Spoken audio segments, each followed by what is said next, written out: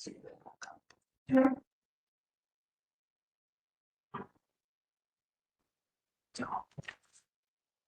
Buenas tardes.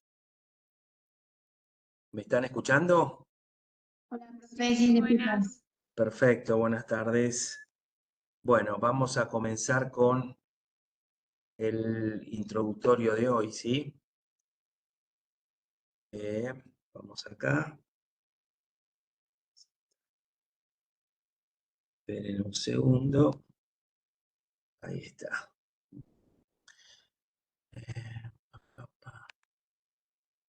Bueno, ¿ven la pantalla? Sí, Sí, sí. ¿Sí? ¿La están viendo? Bueno, ¿estamos todos presentes? ¿Estuvieron en el práctico ayer?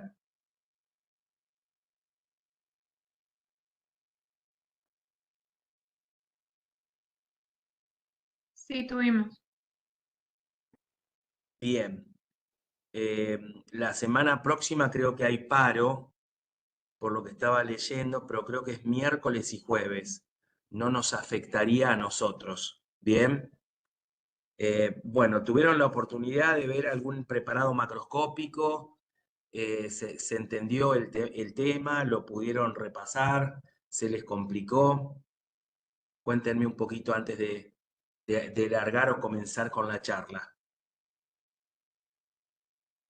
Sí, vimos algunos preparados y después los dos grupos expusieron los temas que correspondían. Fue bastante bueno. Bueno, interesante. ¿Y qué temas se expusieron? Enfermedades no neoplásicas de cuello uterino, vagina y vulva, y creo que el otro grupo de placenta. Está bien, pero cuello uterino y cuerpo, eso era de la semana pasada. Igual los Claro, pusieron pero porque ahora. la semana pasada no pudimos exponer, Ahí está, ya entonces está. adelantaron. Ahí está. Bien, bien. Porque es ovario el tema de hoy, ¿sí? Sí. Bien. Bueno, más o menos leyeron algo, no leyeron nada.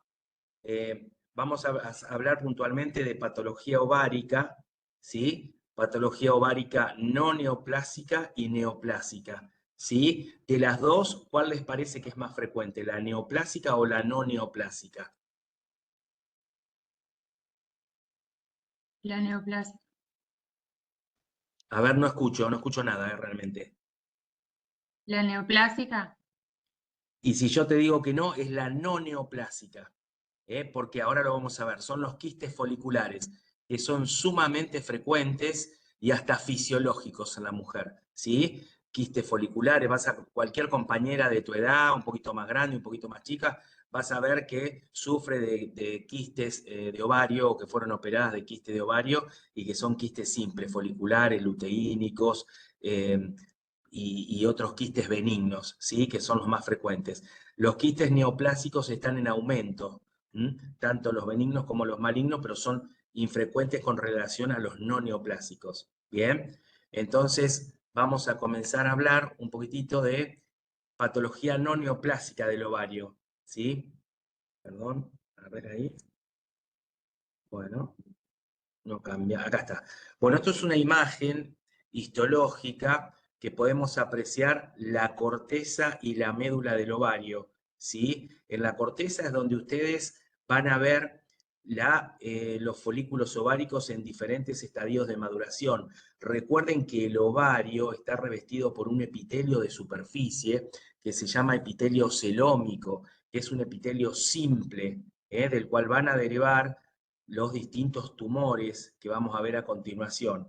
Ese epitelio simple del ovario también reviste, o mejor dicho, se origina, tiene un mismo origen, todo lo que es el mesotelio, todo lo que es el mesotelio del peritoneo, todo lo que es la trompa uterina, por lo tanto, ese revestimiento epitelial que les estoy marcando va a tener origen de distintos tumores que se van a dar en el ovario, en la cavidad peritoneal, en el cuerpo del útero, en la trompa, son muy similares porque tienen el mismo origen.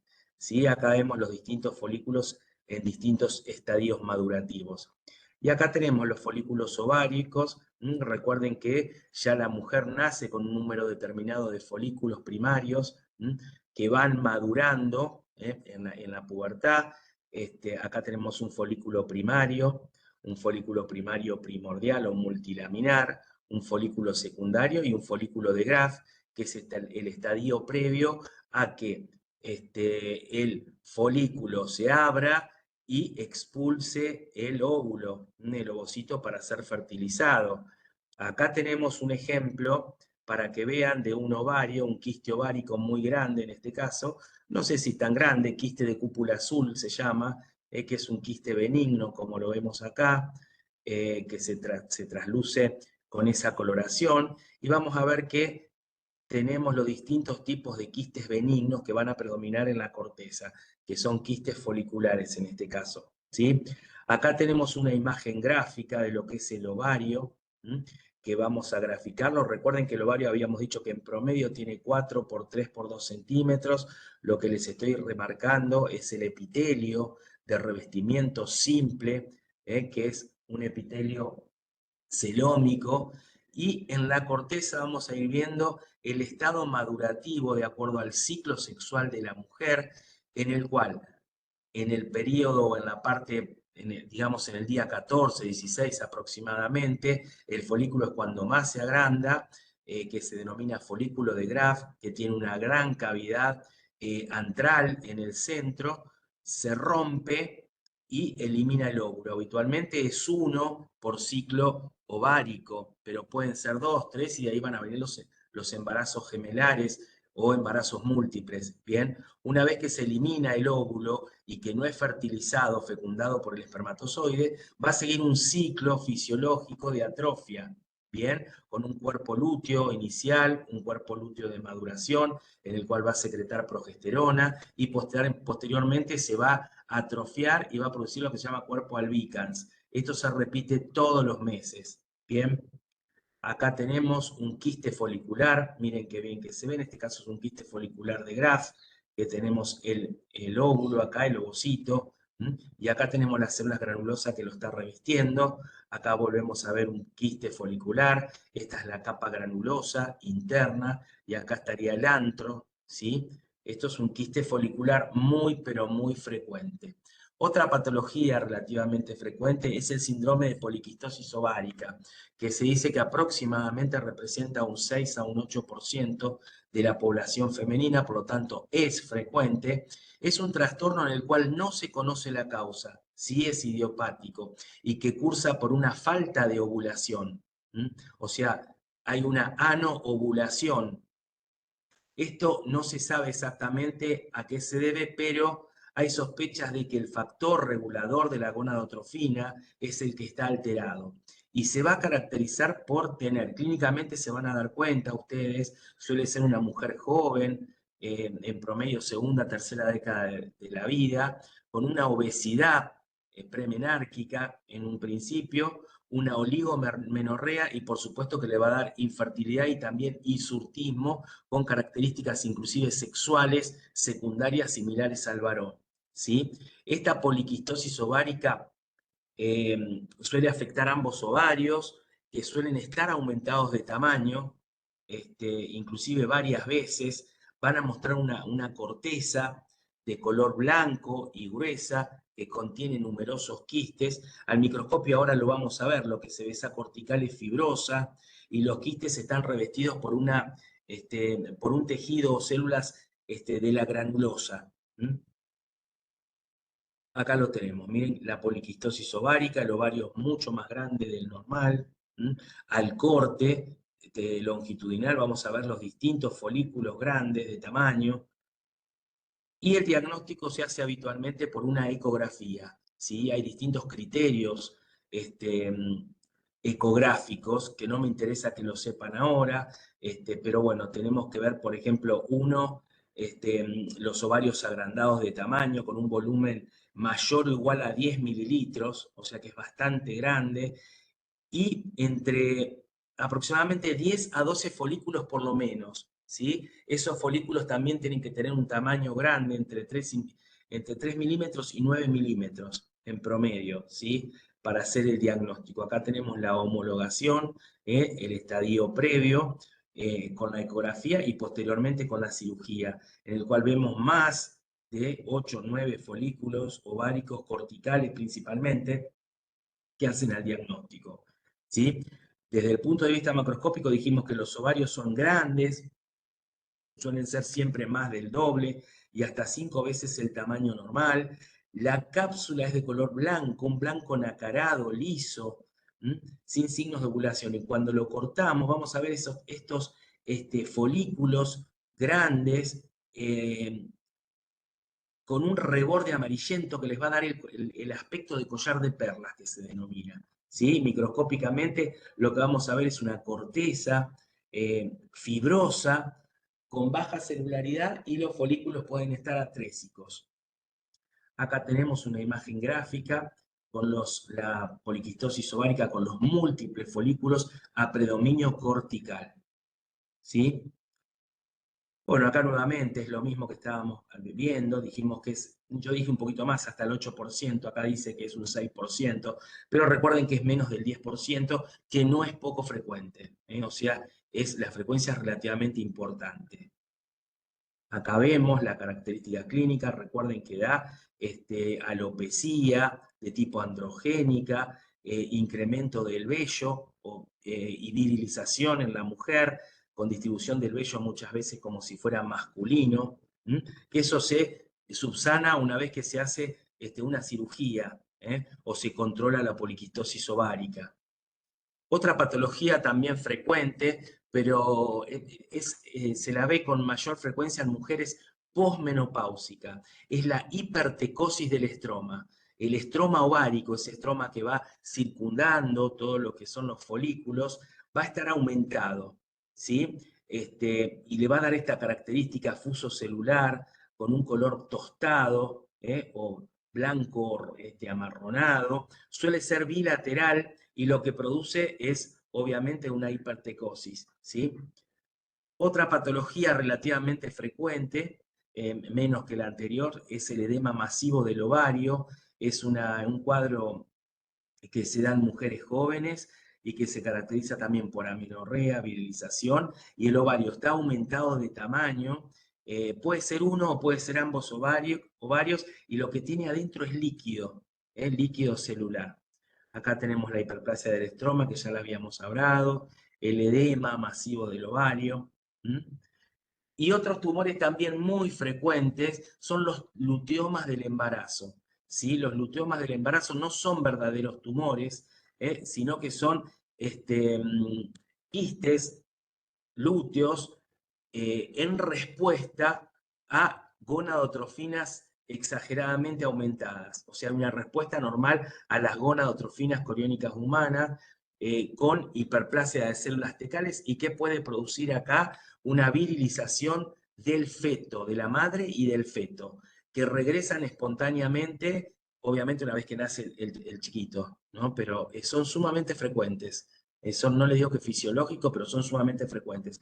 Y acá lo vemos, luteomas del embarazo. Muchas veces lo envían posterior al parto, al embarazo, cuando nace el chiquito, y nosotros le informamos luteoma del embarazo o cuerpo lúteo del embarazo, que lo que secreta es, aparte de progesterona, estrógenos, y produce esa virilización, de testosterona, perdón, produce esa virilización en el chiquito. Los cuerpos lúteos hemorrágicos muy frecuentes, fisiológicos prácticamente. Recuerden que el estadio evolutivo del folículo ovárico termina siendo un cuerpo lúteo, y muchas veces un cuerpo lúteo hemorrágico. Son todos procesos fisiológicos prácticamente muy frecuentes de ver en los ovarios, que por supuesto se pueden confundir con neoplasias malignas. Por eso muchas veces se hace la cirugía, la quistectomía habitualmente, o se saca el fragmento quístico, o muchas veces el ovario. Últimamente estamos recibiendo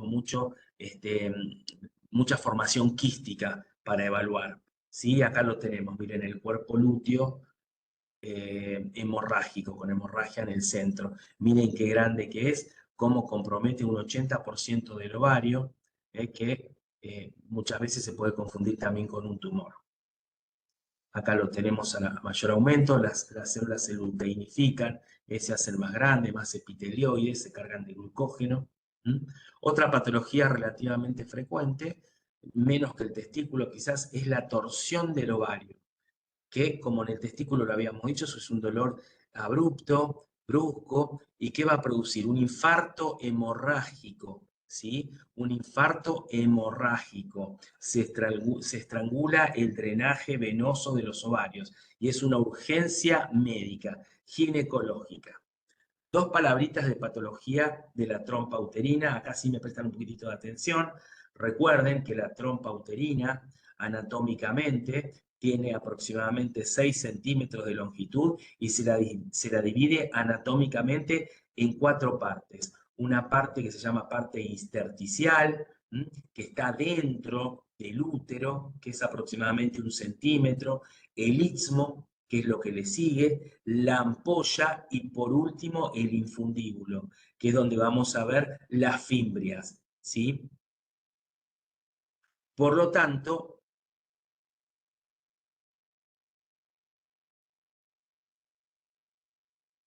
lo que vamos a ver acá, bueno, es la estructura normal de la trompa. Miren, la pared tubárica, que vemos la serosa, la capa muscular lisa y la mucosa, ¿sí? Recuerden que la mucosa presenta esta estructura en forma de laberinto que va a tener un revestimiento epitelial pseudoestratificado cilíndrico ciliado. Acá lo tenemos a mayor detalle. Esto sí me interesa que lo conozcan y por qué les voy a decir la histología de la trompa. Porque ahora cuando veamos ovario, vamos a hablar de algunos tumores, que son los tumores serosos del ovario, que van a tener este revestimiento similar a la trompa uterina, ¿sí? Por eso se llama tumores serosos, no porque secretan líquido seroso, sino porque el epitelio que remedan es el epitelio de la trompa uterino, que tiene el mismo epitelio de origen que el epitelio de superficie del ovario. Acá tenemos, miren, de afuera hacia adentro tenemos la serosa peritoneal. La capa muscular representada con el número 2 es músculo liso, grueso, y acá tenemos la capa mucosa con esas múltiples estructuras en pliegues que da el aspecto de laberinto, y el revestimiento epitelial cilíndrico ciliado pseudoestratificado. ¿Sí? ¿Vamos bien hasta ahora, chicos? ¿Me van siguiendo? Porque no los puedo ver. Sí, sí. ¿Se entiende? Bueno, vamos a hablar de las patologías más frecuentes de la trompa uterina, que es la inflamación de la trompa uterina, que se llama salpingitis, que puede ser aguda o puede ser crónica, ¿sí?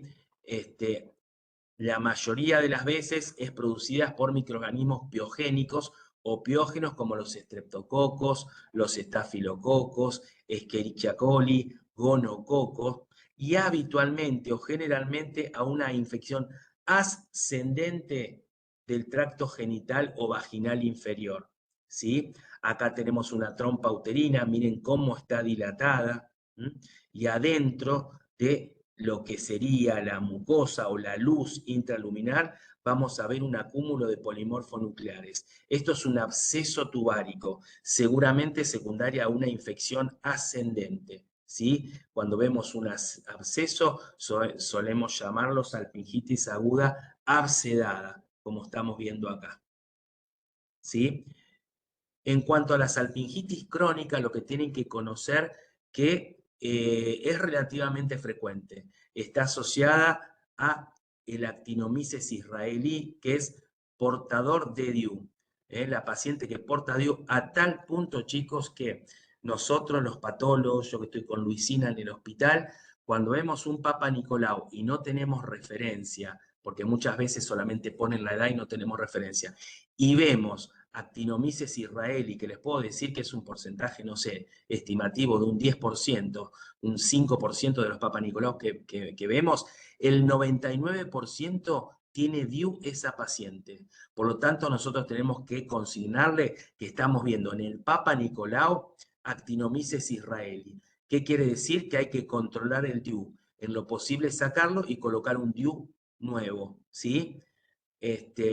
La tuberculosis, que no es frecuente en este momento, es más frecuente en personas inmunodeprimidas y suele ser una tuberculosis secundaria.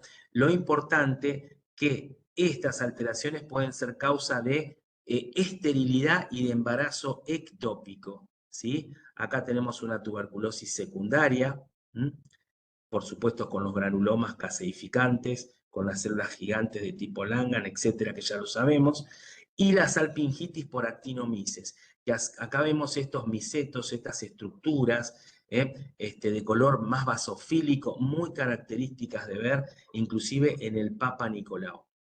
Un tumor muy poco frecuente, por suerte, es el tumor adenomatoide, que es un tumor que también se origina del mesotelio y se origina de la serosa de lo que sería la trompa de uterina, ¿sí? Suele ser benigno y también puede ser maligno. Su gran mayoría es benigno, pero puede ser maligno y se llama tumor adenomatoide maligno. Acá lo tenemos, muchas veces hay que hacer inmunomarcación para hacer el diagnóstico de certeza. Dos palabritas de embarazo ectópico tubárico. Ya saben lo que es el embarazo ectópico, ¿no? El embarazo ectópico. El embarazo habitualmente, ¿dónde ocurre?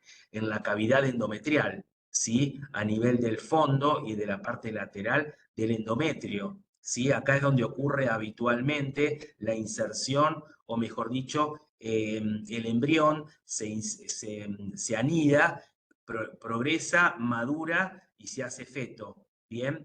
El embarazo ectópico es aquel que ocurre fuera de la cavidad uterina, ¿sí? Y en este caso estamos hablando puntualmente de embarazo ectópico tubárico, pero el embarazo ectópico, recuerden que puede darse en el ovario, en los ligamentos, en los ligamentos parauterinos, en el cuello del útero, etc. Pero acá estamos hablando de embarazo ectópico tubárico. ¿Y dónde ocurre más frecuentemente? Puede ocurrir en las zonas de las fimbrias, en la zona del infundíbulo o inclusive en la zona cornual de los cuernos. Es muy poco frecuente que el feto llegue a madurar, ¿sí? Que llegue a evolucionar y se haga una cesárea. La mayoría de las veces muere. Hay que hacer obviamente una cirugía de urgencia, o lo que puede pasar es que se reabsorba y en muy pocos casos que ustedes quizás hayan escuchado hablar, a veces pasa en la televisión, se calcifica y se descubre después de muchos años que tiene un feto calcificado la mujer en la trompa uterina, ¿sí? Acá tenemos lo que habíamos dicho, el más frecuente ocurre en la trompa, en la zona de la ampolla, le sigue la zona tubárica, la zona del cuerno, que es la zona de la unión entre la trompa y el útero. Por supuesto, hablando de embarazo ectópico fuera de la trompa, tenemos el embarazo ectópico que se da en el ovario, que también es frecuente, el que se da en la cavidad abdominal, el que se da en los ligamentos parauterinos y el que se da en la parte cervical, ¿sí? Por supuesto que es una emergencia, una urgencia médica, porque puede romperse y producir una hemorragia masiva que puede matar a la paciente. Acá tenemos un poquitito y el porcentaje en el cual ocurre el mismo. ¿Sí? Creo que lo tengo mejor descrito en la otra diapositiva o en la parte también de placenta. Miren qué bien que se ve acá. En este caso es la trompa, ven acá la trompa dilatada y acá vemos el embrión, ¿sí? Acá vemos la trompa que se rompió, o sea, produjo una ruptura de la misma con una emergencia médica, que lo vemos, y miren el embrión acá. Esto, chicos, es de todos los días.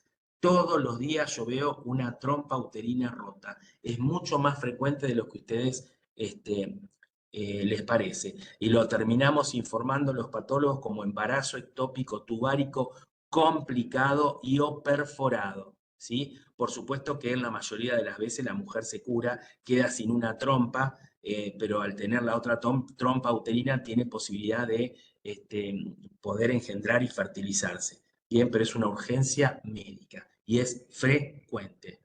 Por supuesto que en la histología vamos a ver la trompa uterina, como les había dicho, la mucosa con los pliegues, y ¿qué vamos a ver? Que hay vellosidades, que le estoy marcando, vellosidades placentarias que se están implantando, valga la redundancia, en la mucosa de la trompa uterina, y así hacemos el diagnóstico de embarazo ectópico. Otra patología sumamente frecuente, prácticamente fisiológica, que es un cistoma seroso simple o cistoadenoma, que ocurre en el extremo distal de la trompa uterina que se llama hidátide de Morgagni. ¿Tiene alguna importancia? Nada, ninguna. Lo que pasa es que muchas veces en una ecografía lo suelen ver como una lesión quística de 1 centímetro y se asustan. Es fisiológico prácticamente y no representa ninguna importancia. Además, es un hallazgo frecuente en todo estudio de trompa uterina. ¿Sí? Nosotros en el hospital hemos hecho un estudio de las trompas uterinas. ¿Por qué les digo que hicimos un estudio de las trompas uterinas? Hoy en día es muy frecuente que las mujeres recurran a las ligaduras de las trompas, ¿sí? Hayan o no hayan tenido familia o hayan tenido un bebé, entonces suelen hacer o enviar las trompas uterinas a el estudio de anatomía patológica. Y nosotros hemos estudiado la trompa y hemos hallado que este quiste o hidátide de Morgagni es fisiológico y se presenta en un porcentaje muy alto. ¿Sí? Lo mismo que hemos estudiado, la mucosa cuando presenta alteraciones displásicas que pueden evolucionar a un adenocarcinoma de la trompa, que es muy infrecuente, pero que se presenta. ¿Voy bien o no voy bien? ¿Los estoy confundiendo o no los estoy confundiendo? Sí, todo bien. Está bien. ¿No hay ningún problema hasta ahora? Recién No. hablamos de patología no neoplásica del ovario y de la trompa, ¿sí? Ahora vamos a hablar de neoplasias del ovario, que acá sí van a tener que saberla, y ya se los digo, van a tener que saberla. ¿Por qué? Porque se lo van a preguntar y porque es relativamente frecuente. Miren este tumor, siempre les digo lo mismo, porque esta diapositiva es del policlínico. Cuando yo era residente, ¿sí? Media vieja, media antigua la foto, pero es el tumor más grande que yo he visto hasta ahora, pesaba 24, 23 kilos 800. ¿Qué les parece? ¿Que este tumor es benigno o es maligno y por qué? ¿Qué me dirían ustedes? Los voy a confundir.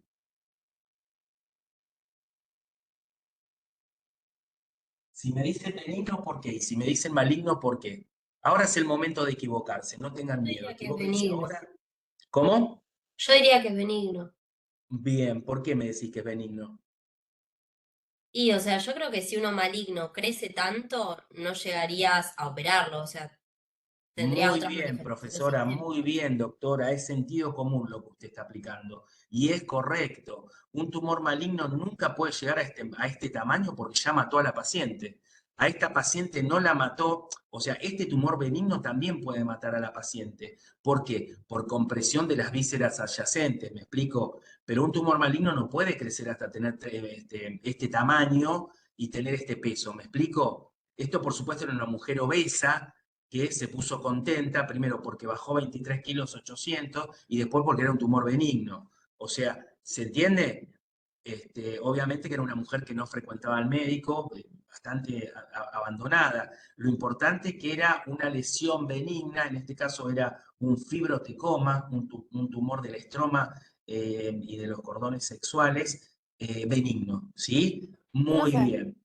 puede Sí. ser también que sea benigno porque tiene cápsula, es bien Sin definido. dudas, también eso te ayuda. Igual ahora lo vamos a ver, sí, está bien lo que vos me decís. Primero que tiene cápsula, es liso, no tiene mamelones, acá hay un poquito de hemorragia, pero porque son los vasos sanguíneos. Sí, son todos parámetros a tener en cuenta. Por supuesto que después hay que cortarlo, ¿bien? Hay que hacer un estudio seriado. Yo acá les estoy mostrando la parte externa del tumor eh, sin haberlo abierto, pero ya con esto inferimos que es un tumor benigno. ¿Sí? ¿Bien? Bueno, vamos a repasar un poquitito los tumores de ovario. Son relativamente frecuentes. Se están comenzando a ver más frecuentemente. ¿Por qué? Porque la mujer consulta más tempranamente, porque hay estudios más avanzados, hoy es más frecuente hacerse ecografía, resonancia, etc. Por lo tanto, se detectan estadios más tempranos y por eso es más frecuente. Miren qué importante esto. El 80% son benignos y ocurren en mujeres jóvenes, entre los 20 y los 45 años. Esto es muy importante, ¿sí? Los tumores borderline intermedios a edades ligeramente mayores, ahora vamos a hablar a qué se llama tumores borderline, y los tumores malignos son más comunes, no quiere decir que sean exclusivos. Yo he visto mujeres jóvenes con tumores malignos, pero es más frecuente en mujeres posmenopáusicas, mayores de 45 años. Es el tercer cáncer ginecológico más frecuente, está relacionado con nuliparidad y con historia familiar, ya hay genes demostrados, alteraciones genéticas demostradas con una predisposición a tener estos tumores, ¿sí? La mayoría son no funcionantes y tienden a producir síntomas relativamente leves hasta que, como dijimos, alcanzan un gran tamaño y pueden obstruir las vísceras adyacentes. Puede presentarse como distensión, dolor abdominal o compresión, como habíamos dicho. Bueno, por favor, presten atención a este gráfico. Acá tenemos el gráfico del ovario, ¿sí? El epitelio de revestimiento, que lo estoy marcando con un color naranja. ¿Todos ven bien los colores? Sí. ¿O no? ¿No hay problema con los colores? ¿No hay ningún daltónico o algo por el Sí. estilo? Todos ven bien, porque ayer me pasó que fui a una... Estaba en el Congreso, creo que les dije, bueno, no importa, hicimos un paseo Yo siempre para meter la pata son mandado a hacer. Y me tocó uno de los médicos, que es un hombre grande, que es muy amigo mío, y salimos a ver las salinas grandes, bueno, no importa. Y había unos colores espectaculares. Yo sé que él tiene un problema de daltonismo, que en realidad no es daltónico, él simplemente reconoce colores claros y oscuros. Y yo empecé a ver las salinas de un color que era alucinante, un color violeta, un color azul, un color celeste. Y voy caminando con este médico, otro médico más, y le digo, che, mirá qué lindos colores. Decime, ¿qué colores ves vos acá? ¿No es como un azul, un verde, un violeta? Decime. Me dice, ¿vos sos boludo? ¿Te haces? Me dice. Yo me había olvidado que tenía problemas de colores, ¿sí? Así que bueno, yo hablo lo más bien naranja, y me acuerdo porque es el color amarillo y naranja, es el que menos reconoce. Bueno, volvemos a lo nuestro. Entonces, yo estoy marcando el epitelio de superficie. ¿Bien? ¿Lo estamos viendo bien? Acá estoy marcando las células germinales. Las células germinales. Entre las células germinales tenemos los cordones sexuales. Vamos a tener tumores primarios y tumores secundarios o metastásicos, ¿sí? Los más frecuentes son los primarios, sin lugar a dudas, ¿bien? Y dentro de los primarios, los más frecuentes son los que se originan del epitelio de superficie. ¿Vamos bien hasta ahora? ¿Sí? Que se llaman tumores derivados del epitelio de superficie. Representan el 65 al 70% de los mismos, ¿sí? Predominan en personas, como dijimos, entre los 20 y los 45 años, y se los van a clasificar benignos, benignos, intermedios y malignos en términos generales. Pero a su vez, de acuerdo al tipo de tejido o de epitelio que van a desarrollar, se los van a denominar tumores serosos, si revelan el epitelio seroso de la trompa. Espérenme un segundito, chicos. ¿Sí? Hola.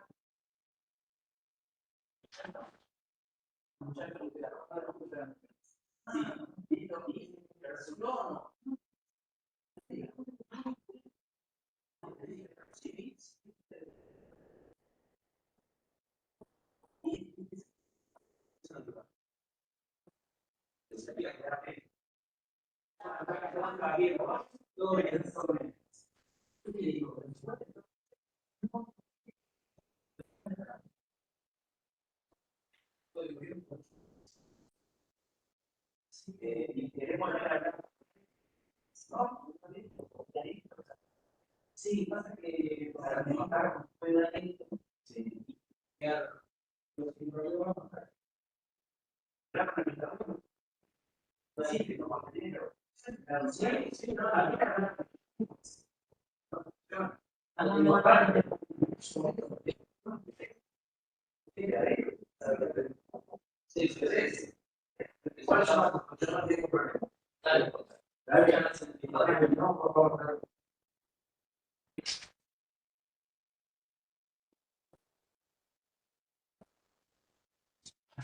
Bueno. Hola, ¿me escuchan? Sí o no. Hola. Hello. How are you? Ahí están los chicos, bien. No, era mi vecino que me venía a traer el control remoto. Bueno, volvemos. Estamos hablando del epitelio de superficie, que son los más frecuentes y se pueden clasificar que ahora lo vamos a ver en tumores serosos, tumores mucinosos, tumores endometrioides, tumores de células claras, tumores de Brenner, cistoadenofibroma, y esta lista sigue.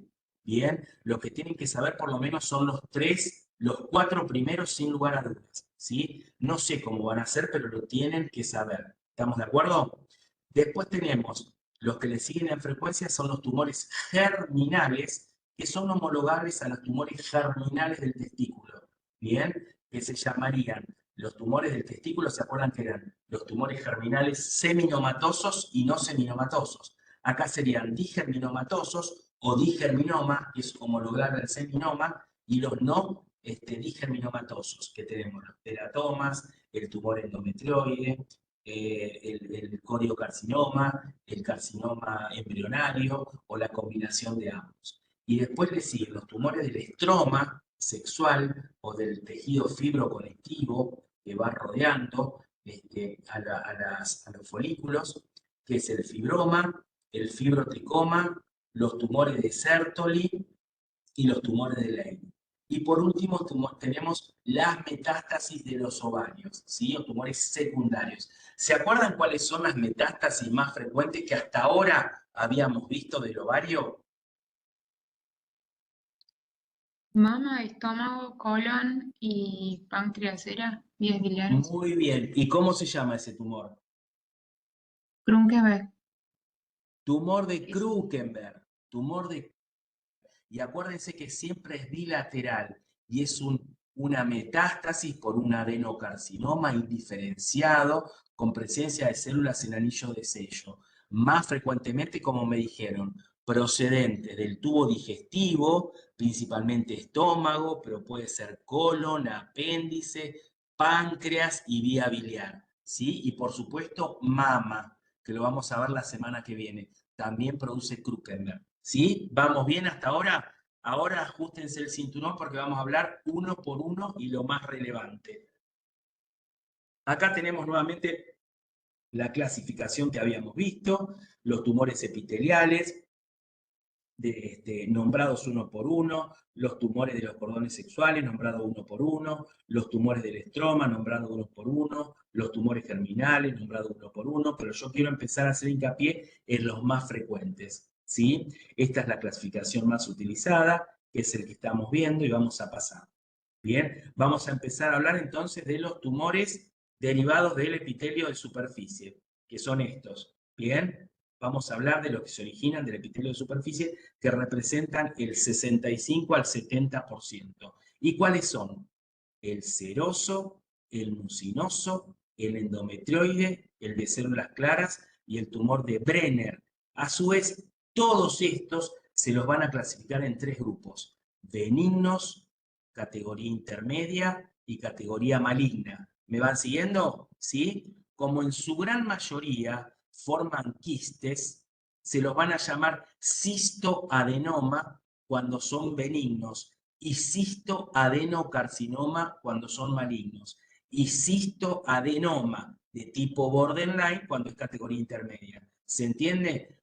Cuando nosotros hablábamos de la clasificación de los tumores glandulares y hablábamos de los cistoadenomas, le decíamos, tienen que ir a ovario, tienen que ir a apéndice, tienen que ir a glándula salivar. Bueno, acá estamos de lleno hablando de eso. ¿Sí? ¿Me van siguiendo? Vamos a comenzar a hablar del primero, del seroso. Perdón, acá hay una breve introducción. Dijimos que los tumores del epitelio de superficie son tumores müllerianos, ¿sí? Son la gran mayoría de los tumores primarios del ovario.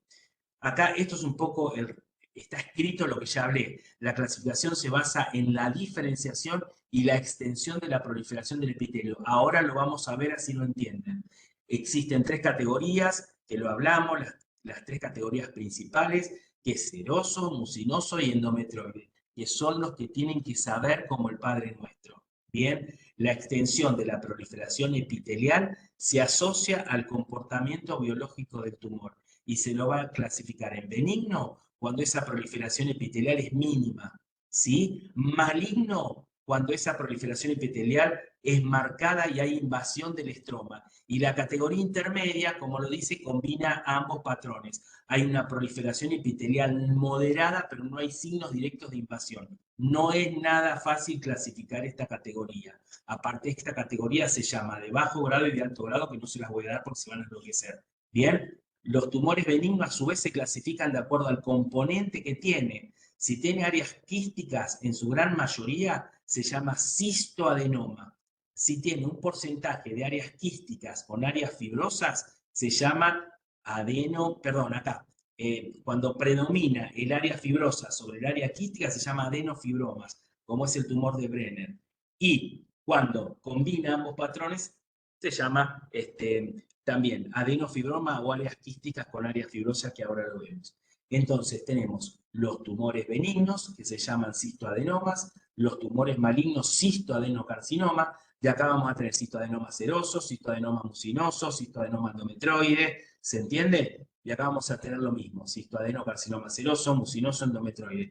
Y borderline, lo mismo. Creo que puse la categoría intermedia porque es la más compleja, ¿sí? Si bien reúne características tanto benignas como malignas, no, el comportamiento es como impredecible, digamos.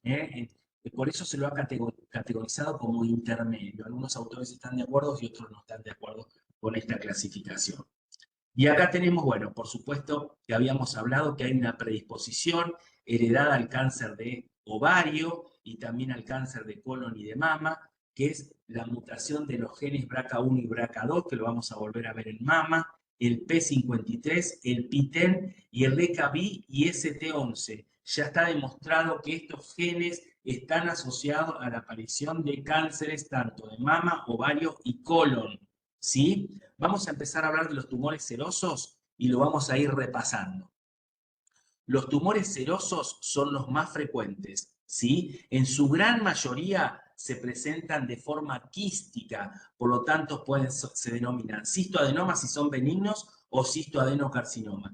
Y van a estar tapizados, por favor, acuérdense de esto, por un epitelio cilíndrico ciliado pseudoestratificado similar a la trompa. Por eso se llama seroso. Seroso se llama porque es similar al epitelio de la trompa, no por el contenido seroso. Si bien en su gran mayoría tiene un contenido seroso, no es lo que define al tumor. Lo que define al tumor es ver el epitelio de revestimiento. ¿Sí? ¿Estamos de acuerdo?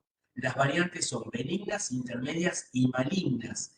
De todos los tumores malignos de la mujer, este es el más frecuente, sin lugar a dudas. Son los más frecuentes del ovario. Los cistoadenocarcinomas son los cánceres primarios más frecuentes de la mujer. Por supuesto que hay patología molecular, que ya la habíamos hablado, está relacionado con uniparidad, antecedentes familiares, que ya lo habíamos hablado, y a su vez, no me interesa que lo sepan, pero se clasifica en bajo grado y alto grado de acuerdo a la mutación que va presentando, ¿sí? De acuerdo a la mutación genética lo vamos a dividir en alto y bajo grado. Por eso es tan importante aplicar a los tumores ováricos la biología molecular, ¿sí? Entonces vamos a empezar a hablar. En su gran mayoría son quísticos, ¿sí? Son de tamaño variable, pueden ser de pequeños a grandes. Los tumores benignos que ahora los vamos a ver, en su gran mayoría son uniloculares o biloculares, o sea, tienen una sola estructura quística, lisa y sin engrosamiento epitelial en proyecciones papilares, y si las tiene son muy pequeñas. Ahora lo vemos así, lo entienden, ¿sí? La categoría intermedia hay un mayor aumento de proyecciones papilares y la categoría maligna hay un mayor número de áreas sólidas. Por supuesto que los tumores serosos, cuando ustedes tienen un tumor seroso en un ovario, tienen que estudiar el ovario contralateral porque su gran mayoría son bilaterales y miren, los malignos suelen ser bilaterales más que los benignos. Vamos a empezar a hablar de los tumores serosos Profe, benignos. Sí. morfológicamente el de alto grado y bajo grado son iguales, cambian nada más los genes que mutan. No, hay una pequeña diferencia que no me interesa en absoluto que la sepas, por favor. Hay Dale. un mayor índice mitótico, hay un epitelio más abigarrado, hay infiltración franca, pero no quiero que lo sepas para nada. Sí te lo define o se asocia a esta mutación genética. ¿Sí? ¿Estamos de acuerdo? No, hay parámetros histológicos. No me interesa que lo sepas. ¿Sí? No, porque no te va a servir, te lo vas a olvidar y no tiene sentido. Y te voy a confundir. ¿Estamos de acuerdo? Digamos que es patología exclusiva del anatomopatólogo. ¿Sí? Nadie te va a venir a preguntar, a ver, decime qué características morfológicas tiene el carcinoma seroso de bajo grado y qué características morfológicas, histológicas tiene. ¿Estamos de acuerdo? Nadie te lo va a preguntar. ¿Bien? Bueno, pasamos a ver el gráfico. Miren esto acá. Esto es una lesión quística, ¿la ven acá? Acá tenemos, bueno, esta es la trompa uterina con algún quiste, pero miren, acá este es el tumor quístico ovárico que lo abrimos. Lo logramos abrir y ven que tiene varios lóculos, uno, dos seguro, pero si ustedes prestan atención, la pared es lisa, ¿sí? Y el espesor de la pared es muy finito, tiene 1 milímetro como mucho. ¿Bien? Y puede tener alguna papila aislada, alguna estructura sólida mínima. Esto ya macroscópicamente a mí me indica a pensar que es un tumor benigno desde el punto de vista macroscópico. ¿Por qué? Porque tiene una estructura quística en el 95% de la totalidad, puede tener un lóculo o un lóbulo nada más o dos, la pared es muy finita y no tiene áreas sólidas o tiene una muy chiquitita. Entonces yo con esto me inclino a pensar que es una lesión benigna, ¿sí? Entonces, a mí me extirpan el ovario, o sea, a mí no me van a extirpar, a la mujer le extirpan el ovario, esto me toca todos los días, a mí estoy en el quirófano, cuando lo abro, ya estoy en condiciones de decir que esto es un tumor benigno de ovario, que secreta un líquido de tipo seroso, nada más que eso. Entonces tengo que hacer una impronta y tengo que hacer un estudio de tejido para decirle si es seroso o mucinoso, ¿sí? Si ese epitelio de revestimiento que lo veo es de tipo seroso o de tipo similar a la trompa uterina, le digo que es un cistoadenoma seroso. ¿Bien? Y acá tenemos para que ustedes comparen, quédense con esta imagen del cistoadenoma seroso. Acá tenemos un cistoadenoma, fíjense que es una formación quística, la ven acá el agujero que tiene, pero van apareciendo estas estructuras mamelonadas de color amarilla que están por fuera y por dentro de la cápsula. ¿La ven acá? Y yo con esto me pego un julepe bárbaro.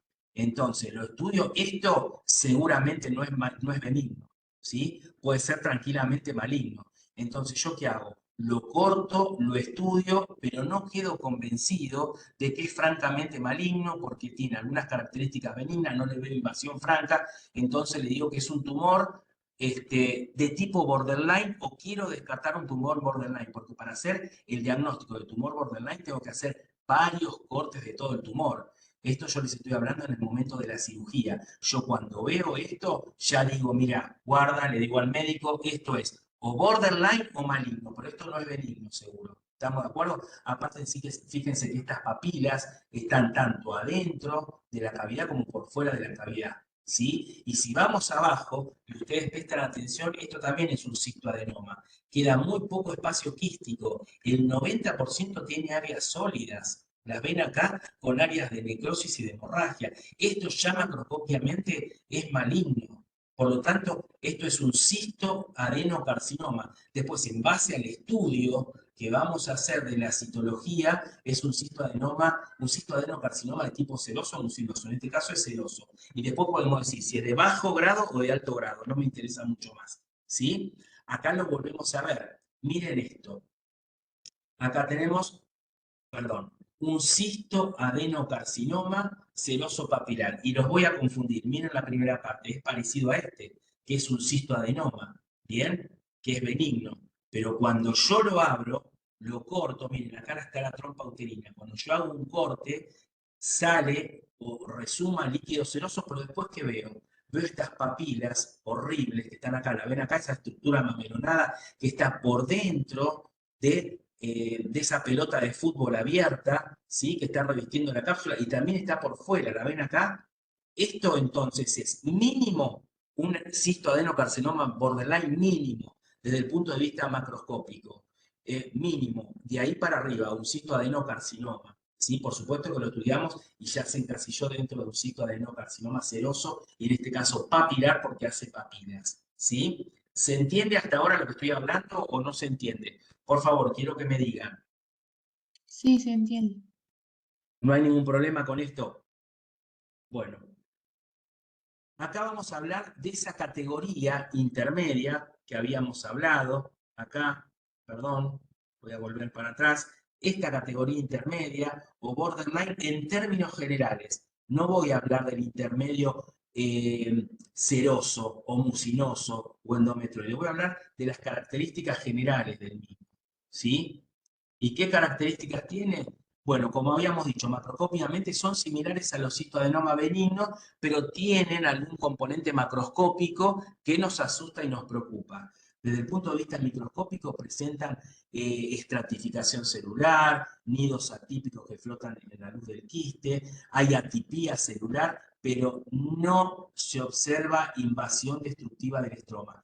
Esto es lo que los patólogos tenemos que ver para definir que es una categoría intermedia. Si no vemos esto, estamos en condiciones de decir que es un tumor borderline o categoría intermedia para cualquiera de los subtipos que habíamos hablado. Y acá tenemos nuevamente lo que sería una categoría intermedia.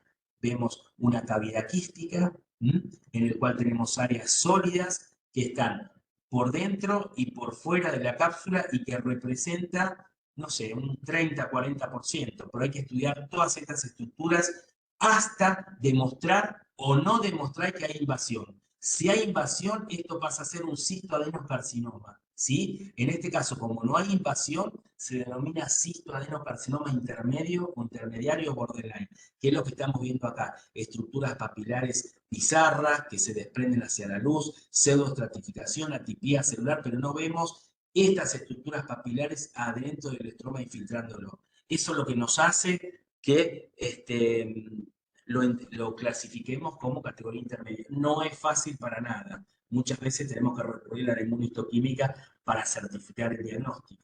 ¿Sí? Bueno, esto es más o menos lo que ya les había dicho, nada más que escrito. El benigno quiste tapizado por epitelio cilíndrico ciliado, intermedio mayor complejidad papilar, etcétera, etcétera, etcétera, etcétera. Recuerden que los tumores serosos de ovario, los cistoadenocarcinomas, tanto de bajo grado como de alto grado, suelen hacer una extensión hacia el peritoneo y producen una ascitis peritoneal que puede ser serosa o mucinosa, que lo vamos a ver más adelante. Y acá tenemos el cistoadenoma seroso. Cuando vemos el revestimiento epitelial, vamos a ver que el revestimiento epitelial es un epitelio igual al de la trompa uterina, cilíndrico ciliado pseudoestratificado. Entonces decimos que es un cistoadenoma seroso. Bien, lo mismo vemos acá, la misma histología, nada más que abigarrada. Entonces decimos que es un cistoadenocarcinoma, un cistoadenoma seroso borderline. Cuando vemos estructuras papilares, arborescentes, que infiltran el estroma y que tiene un revestimiento similar a la trompa, ya es un cistoadenocarcinoma seroso. Bien, miren qué bien que se ve acá, esto es horrible, es un tumor de ovario abierto y evacuado. Miren la cantidad de área sólida papilar que salió de adentro del tumor. Inclusive hay papilas por fuera, inclusive en el epiplón. O sea, cuando ustedes ven esto macroscópicamente, de ninguna manera esto puede ser benigno. Esto es maligno. Lo estudiamos histológicamente y vemos una proliferación papilar, revestida por células de tipo cilíndricas, pseudoestratificada como si fuera la trompa uterina. Y de chapa vemos estos cuerpos de samoma, ¿sí? Que suelen verse en las estructuras papilares. Esto es un cistoadenocarcinoma seroso de ovario. Cuando lo vemos en un ovario, tenemos que estudiar el ovario contralateral porque suelen ser bilaterales. Y acá tenemos la homologación entre un gráfico y lo que se ve habitualmente. ¿Sí? Acá lo vemos a mayor aumento con los cuerpitos de samoma. No es patognomónico del cistoadenocarcinoma seroso. Todo lo que es papilar, los carcinomas papilares suelen tener cuerpos de samoma. Es más, cuando veamos tiroides vamos a ver lo mismo con cuerpos de samoma. O sea que se suelen dar los cuerpos de samoma en carcinomas papilares. Los tumores mucinosos son menos frecuentes. Recuerden que pueden ser benignos, cistoadenomas, intermedios o malignos. ¿Sí? La diferencia que tienen que ese revestimiento epitelial no va a ser similar al de la trompa uterina, sino que va a ser similar al epitelio, esto lo tienen que saber chicos, por favor, al epitelio del endocervix, que es mucinoso, o al del intestino, que también es mucinoso secretante. Por lo tanto, la gran mayoría de esos quistes van a tener un líquido mucinoso o mucoso. ¿Bien? En su gran mayoría, por suerte, son benignos, los malignos son menos frecuentes y la bilateralidad es menos frecuente. Están relacionados, como, igual que el anterior, a la nuliparidad y antecedentes familiares, y no me pregunten por qué está asociado al tabaquismo, porque ¿cómo se llama? No abordé más en el tema, pero este está más asociado. Igual el tabaquismo está asociado en casi todos los tumores, pero más frecuentemente en este tipo. Y hay una mutación específica del KRAS, pero habíamos visto mutado también en el seroso por el de bajo grado. Bueno, el quístico acá puede ser benigno, intermedio y maligno. La bilateralidad es menos frecuente, miren esto acá. Suele ser una lesión quística como si fuera una pelota de fútbol, pero suele tener varios quistes. Se llama multiloculado. Cuando ustedes los cortan, habitualmente tienen muchas formaciones quísticas con contenido mucinoso, gelatinoso. Eso le da un parámetro de ayuda para decir que es mucinoso. Pero la única forma de decir que es mucinoso es cuando estudiamos el epitelio en el corte histológico. Si yo veo esto en una biopsia intraoperatoria, una mujer que le extirpan este tumor del ovario, yo lo que tengo que decir que es una lesión quística, macroscópicamente, de aspecto benigna, multilocular y de contenido mucinoso. Nada más. Que puede ser, que lo más probable es que sea un citoadenoma mucinoso, pero puede ser un seroso que se haya coagulado el líquido seroso, pero lo más probable es que sea mucinoso. Pero mucinoso no hace referencia a que tiene moco, hace referencia a que el epitelio es de tipo endocervical o intestinal. Y acá lo vemos, miren. Acá por favor me prestan atención, ¿sí? Todos me prestan atención, digo 1, 2 y 3 y me prestan atención. Por favor me prestan atención, miren. Acá tenemos una formación quística, ¿me van siguiendo? Una formación quística biloculada, tiene un lóculo, una formación quística grande y tiene una formación quística chiquitita. ¿Estamos de acuerdo? La pared por fuera es lisa, lo cortamos y resumó un líquido seroso. Bien, y el espesor de la pared es 1 milímetro, no le veo áreas sólidas por ningún lado. Inclusive fíjense que es tan transparente, tan chiquitita la pared que se traslucen los vasos sanguíneos. ¿Me va siguiendo? ¿No hay ningún problema? ¿Sí o no? Sí, sí, bien. ¿Sí? Bueno, me va siguiendo. Es una formación quística biloculada, no tiene signos macroscópicos de malignidad, y yo lo estudio macroscópicamente y veo este epitelio. Un epitelio cilíndrico, ciliado, pseudoestratificado, similar al de la trompa uterina. Entonces, esto pasaría a llamarse cistoadenoma seroso. ¿Estamos de acuerdo? Les voy a hacer lo contrario. Es exactamente lo mismo. Por ahí resuma un líquido seroso, cero mucoso, pero cuando estudio la histología veo este epitelio.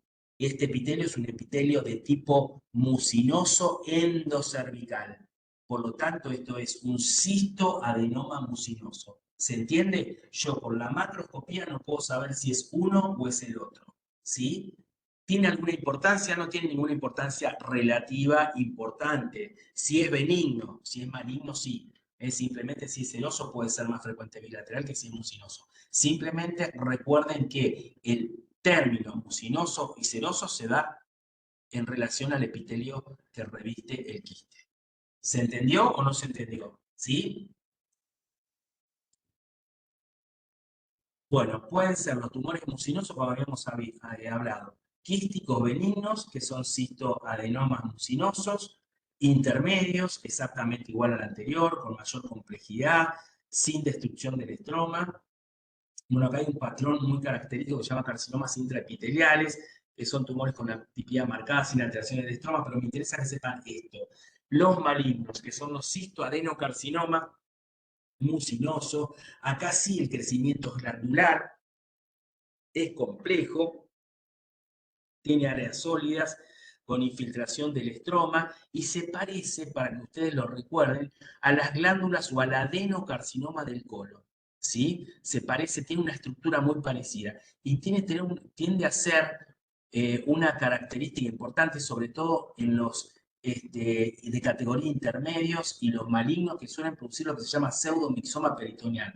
Hay un encharcamiento de moco de moco en el peritoneo. Cuando ustedes vean moco en el peritoneo en una mujer, piense que pueden ser un tumor de categoría intermedia o maligno del ovario. Y otra patología que puede ser un cáncer maligno, o sea, un adenocarcinoma del apéndice. No hay mucho más para pensar en un pseudomixoma peritoneal.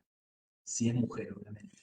Y acá tenemos, miren, el citoadenoma mucinoso con un revestimiento de tipo mucinoso. Acá tenemos un revestimiento mucinoso, acá tenemos 2 quistes, pero siempre benigno, y un revestimiento de tipo mucinoso. Ya me cansé. Bueno, la tercera categoría es el endometrioide. Recién hablamos del seroso, del mucinoso, y ahora vamos a hablar del endometrioide. Es relativamente frecuente. La diferencia que tiene acá es que las glándulas que van a presentar van a ser similares al endometrio. Por eso se llama de tipo endometrioide. Puede ser benigno o puede ser maligno. La categoría intermedia, por supuesto que también existe, pero es menos frecuente. Igual, para todos estos son benignos, intermedios y malignos. No se olviden de eso. ¿Sí? Los malignos representan un 20%, no me interesa. Sí hay alteraciones moleculares. Están asociados, recuerden que los tumores endometrioides con cáncer de endometrio. O sea que van muchas veces de la mano, tienen un carcinoma endometrioide en el endometrio y pueden tener una neoplasia maligna del ovario. ¿Sí? Ya hay ciertos genes demostrados o mutaciones ya demostradas.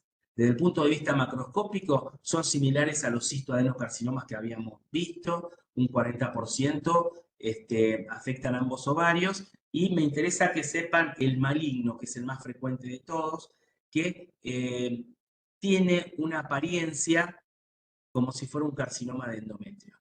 El otro que es menos frecuente y es de muy mal pronóstico es el adenocarcinoma raro, que haga un quiste propiamente dicho, que se llaman adenocarcinoma de células claras. Son células de amplio citoplasma claro, como lo dice la palabra. Se los considera derivados del epitelio de superficie. Pueden ser benignos, intermedios y malignos, pero en su gran mayoría son malignos, ¿sí? Pueden coexistir con los tumores endometrioides. Suelen ser muy agresivos. Miren las células claras, en tachas o en tachuelas, con el citoplasma amplio. El tumor de Brenner es un tumor frecuente, es benigno y no suele formar quistes en su gran mayoría. Por lo tanto, se llama adenofibromas. Y la gran mayoría, por suerte, son benignos. Los intermedios y los malignos son muy poco frecuentes. Yo creo que veí 1 o 2 nada más en mi vida, para que se den cuenta. Suelen encontrarse por hallazgo, no suelen ser clínicamente evidentes, sí, suelen ser un hallazgo. ¿Y qué es lo que vemos? Un ovario fibroso cuando lo cortamos y vemos estas estructuras que recuerdan a un epitelio de la vejiga, transicional, tumor de Brenner, ¿sí? Bueno, acá está un poquitito que quizás sea lo más importante que tengan que saber ustedes, cómo se manifiesta clínicamente. Recuerden que en toda mujer de edad media y avanzada, tengan en cuenta cuando tienen dolor abdominal bajo, abombamiento o el abdomen prominente. Las lesiones benignas se curan obviamente con facilidad. Las malignas pueden tener una cápsula tumoral, pero bueno, van a sembrarla por fuera y en el peritoneo. Pueden producir ascitis con presencia de células exfoliadas. Esa ascitis, acuerden que el líquido en la cavidad peritoneal se suele aspirar y se suele enviar ese líquido a patología. Y nosotros le decimos si tiene células atípicas ese líquido ascítico y tiene peor pronóstico. No me interesa, recuerden que son adenocarcinomas y siguen principalmente la vía linfática regional, pero en estadios avanzados ya dan metástasis por vía sanguínea, al hígado, al pulmón, y en el 50% dan ovario contralateral. Hay ciertos marcadores que se buscan en sangre, son muchos los que hay, pero quizás el más utilizado es el CA125, que es una glucoproteína presente en el suero en más del 80% de los carcinomas serosos y endometrioides. Pero después tenemos todos estos que estamos viendo acá. ¿Sí? 2 palabritas más, nos concentramos y paramos unos minutos. Yo me hago unos mates y seguimos, y ya no nos queda tanto. ¿Sí? ¿Se entendió lo que hablé? Recién termino de hablar para que ustedes se den cuenta de los tumores derivados del epitelio de superficie. Ahora vamos a hablar de los tumores germinales, que son el 15 al 20%. Son exactamente iguales o se homologan a los tumores del testículo. Tumores de las células germinales, digerminoma o seminoma, que habíamos dicho en la categoría testicular, blastoma embrionario inmaduro o carcinoma embrionario inmaduro, con diferenciación extraembrionaria, que tenemos el coriocarcinoma, el tumor del seno endodérmico y el carcinoma extraembrionario. Y con diferenciación embrionaria, que es el famoso teratoma, que es sin lugar a duda el más frecuente de todo este grupo, ¿sí? Que puede ser maduro, inmaduro o monodérmico, que lo vamos a ver ahora. Recuerden que es en un porcentaje importante, no tan alto como en el testículo, que llega a ser hasta el 60% en el testículo, pero acá en un 15 a 20% se pueden combinar los tumores. Dos palabritas. Ustedes recuerdan lo que era un teratoma, ¿no? El teratoma es una neoplasia germinal derivada de las tres capas germinales, endodermo, ectodermo y mesodermo, que se dan principalmente en las gónadas, o sea, testículo y ovario, pero, se pueden dar en la línea media del cuerpo. No es frecuente, pero se puede ver en el mediastino y se puede ver en el retroperitoneo. ¿Sí? No es frecuente, pero se puede ver. Entonces, como lo dice la palabra, el teratoma está formado por una colección heterogénea, desordenada, de células diferenciadas a distintas estructuras organoides, tejido neural, tejido muscular, tejido cartilaginoso, estroma mixoide, puede tener elementos maduros parecidos a los tejidos del adulto, puede tener tejidos inmaduros que son similares al tejido del feto y del embrión, y por suerte son muy frecuentes los quistes dermoides, que ahora lo vamos a ver. Y los teratomas con transformación maligna, por suerte, son muy poco frecuentes. Miren cómo los clasificamos. En los teratomas en la mujer, maduros, benignos o quiste dermoide, gracias a Dios, son los más frecuentes, ¿sí? Benignos. Le siguen los inmaduros o malignos, muy poco frecuentes, sobre todo en adolescentes y mujeres muy jóvenes. Y los monodérmicos, que son también infrecuentes, pero son benignos, ¿sí? Pero son más frecuentes que estos dos. Pregunta de examen. La semana pasada se los había dicho y se lo voy a volver a repetir, lo preguntamos siempre en todos los parciales, siempre en todos los finales. ¿Alguien se acuerda qué habíamos dicho de los teratomas del testículo en términos generales?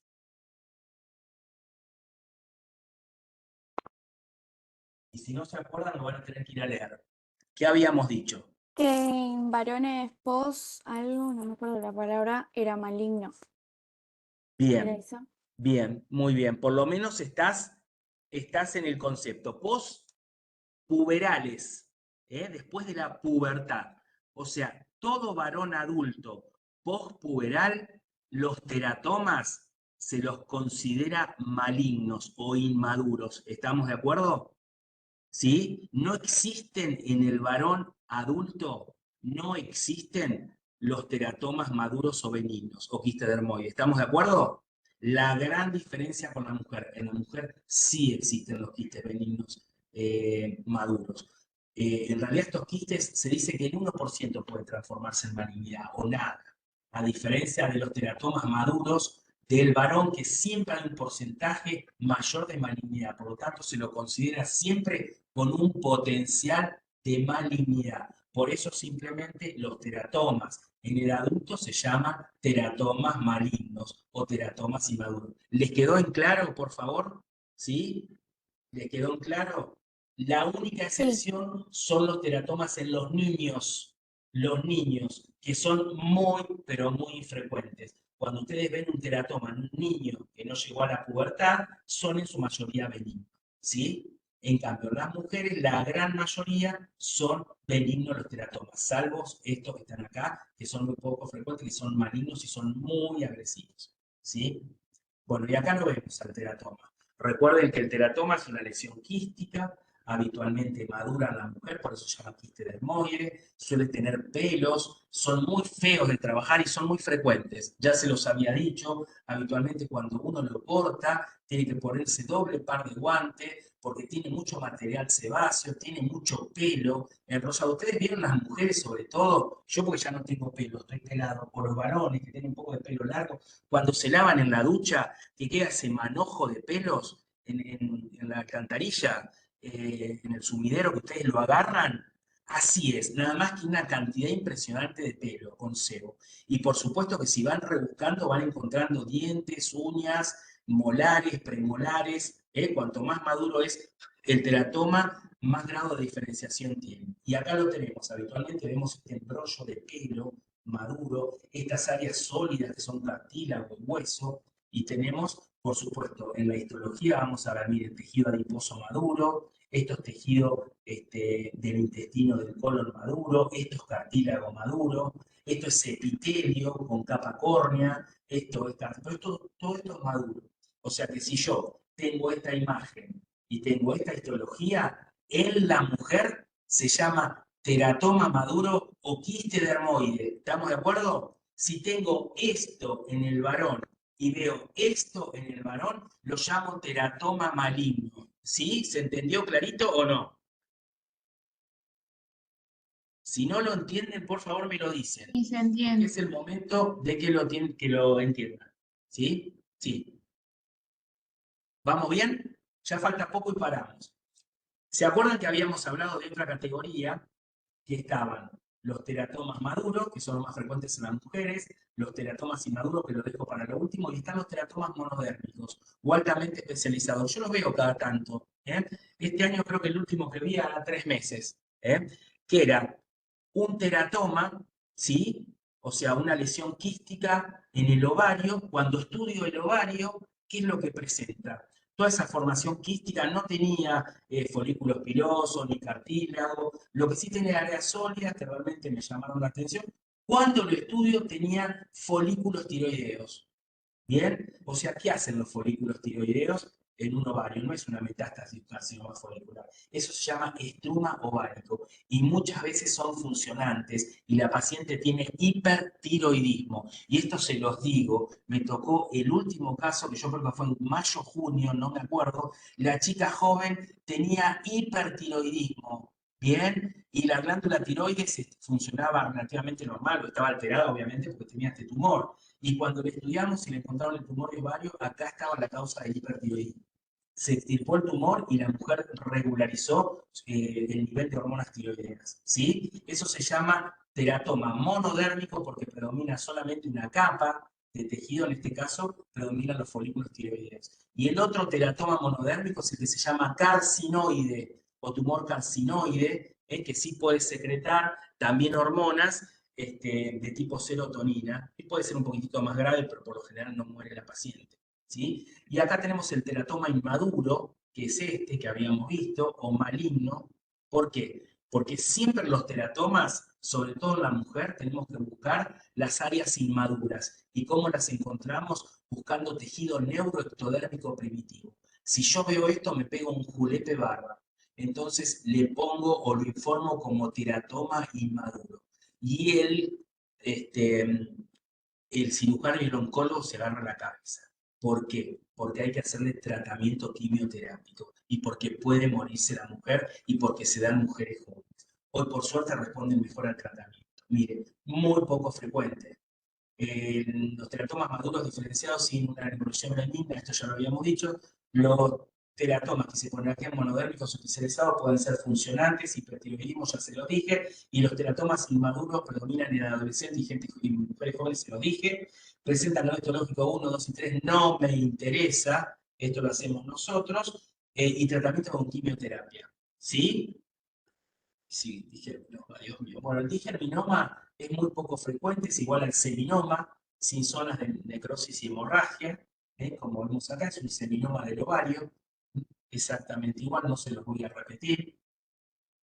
Acá lo vemos, células de amplio citoplasma claro, nucleolo evidente y tiene estructuras fibroconectivas con numerosos linfocitos en el estroma, como vemos acá.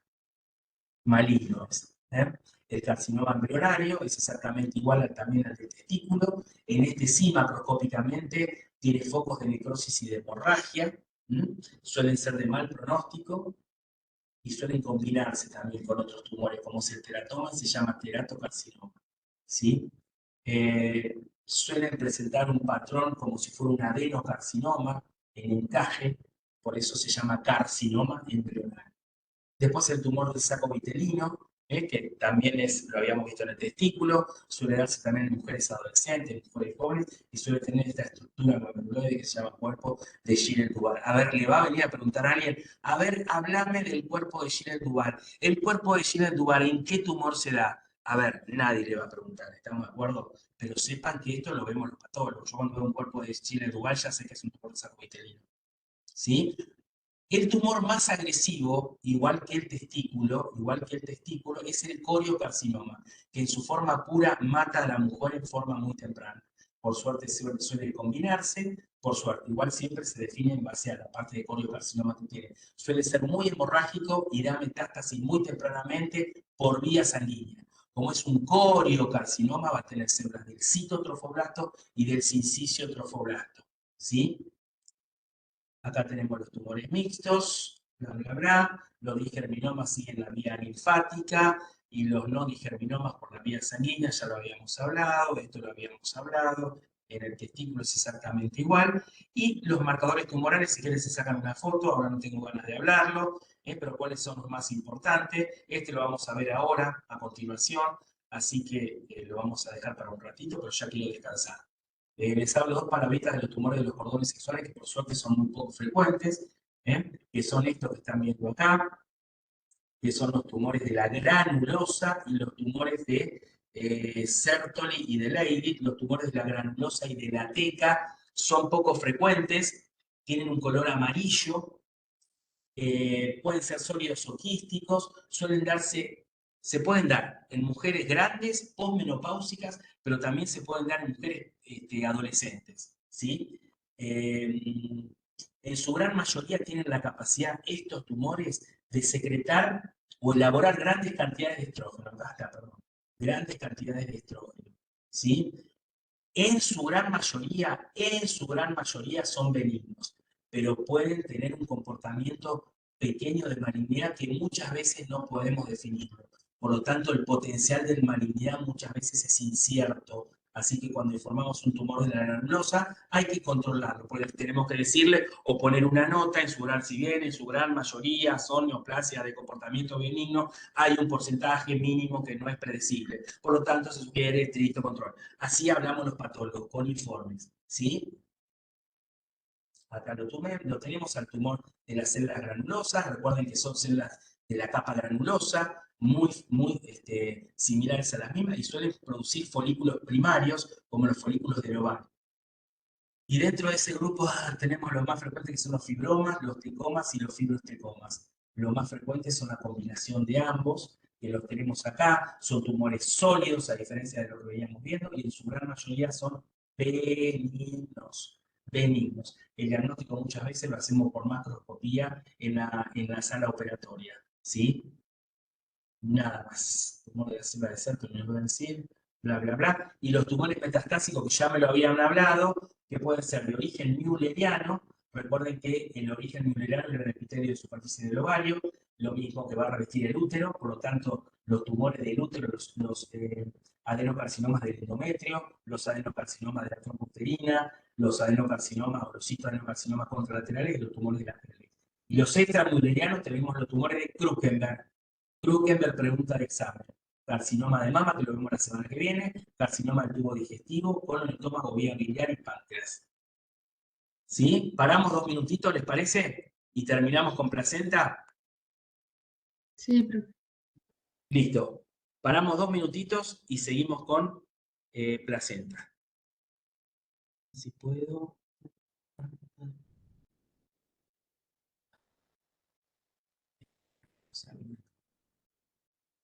Ay, me recansé. No me gusta dar la clase así, pero bueno, no se puede con esto.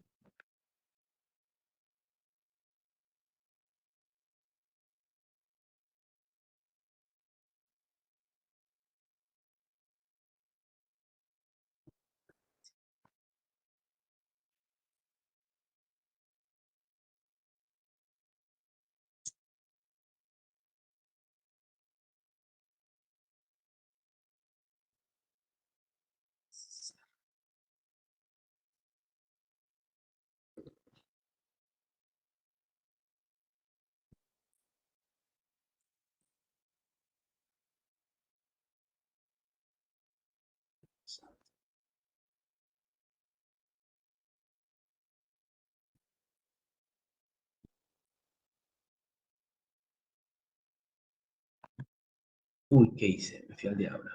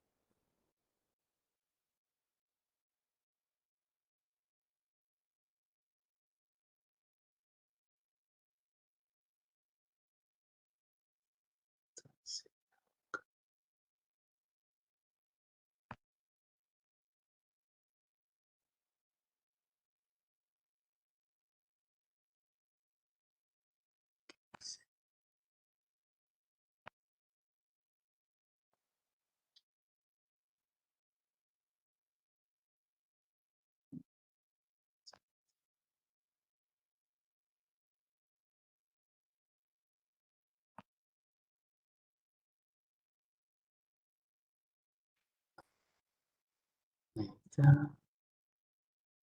Bien.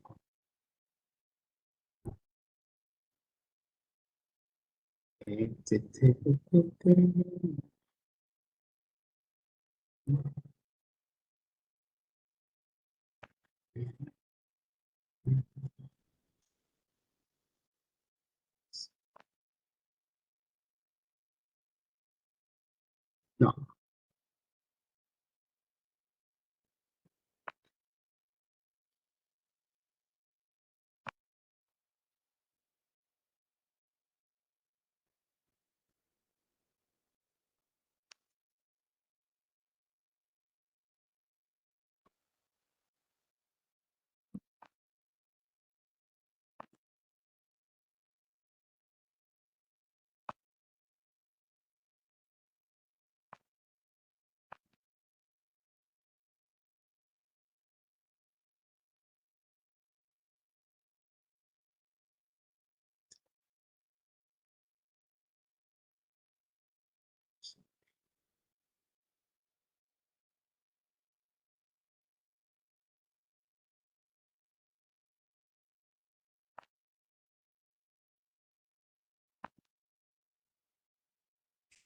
estoy.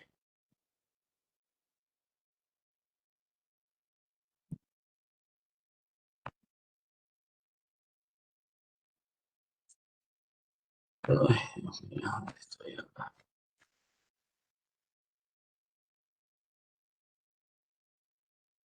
Se acabó, ¿qué querés decir?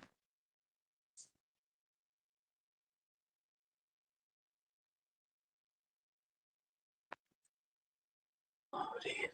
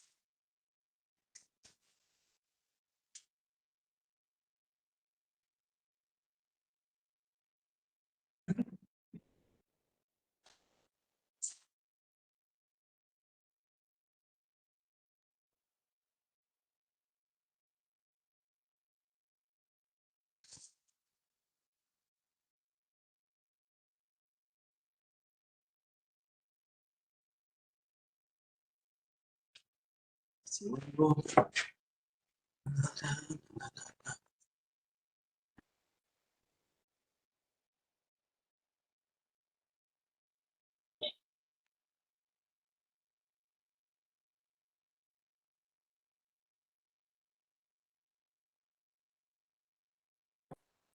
¿Dónde estoy?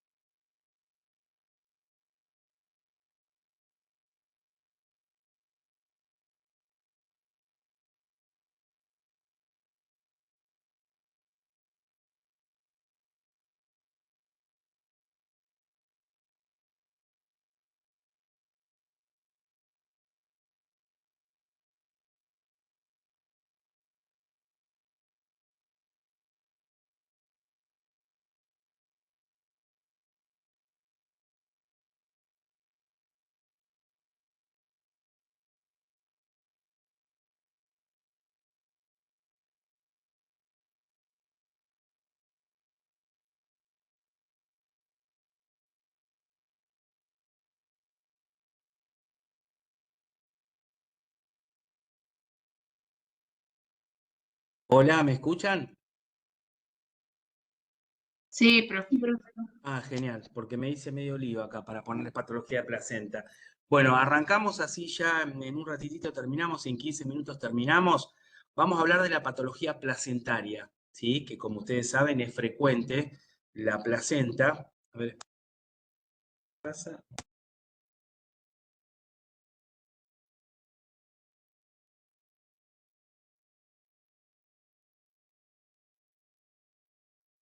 Profe, se silenció.